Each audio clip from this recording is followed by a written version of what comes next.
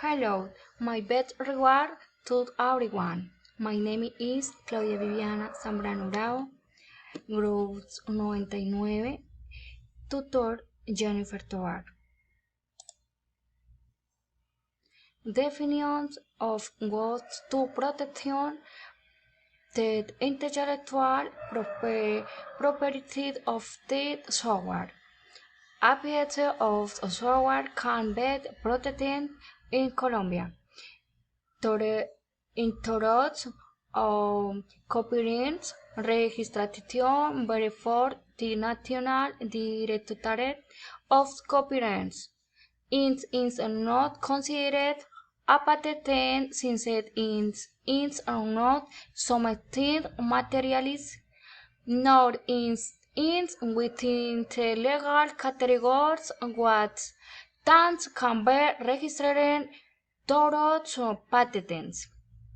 Value method used to establish the price and the reasons of the selection. Cost-based method.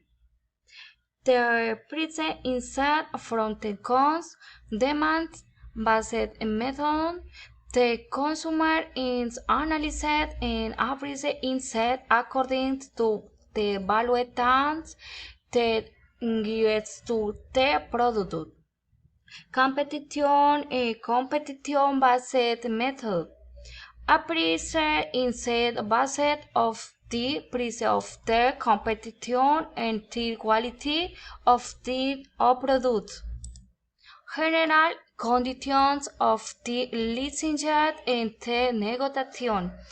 Technology and license agreements take place only with one of the parties of what's valuable intangible assets. Concepts as property intellectual. One conclusion per student explaining the importance of preparing the negotiation of that technology to achieve the best results. Technology provides a number of services where companies establish more direct relations with their customers and suppliers, increase renewed improved process, and create new strategies for business development, among others. Thank you.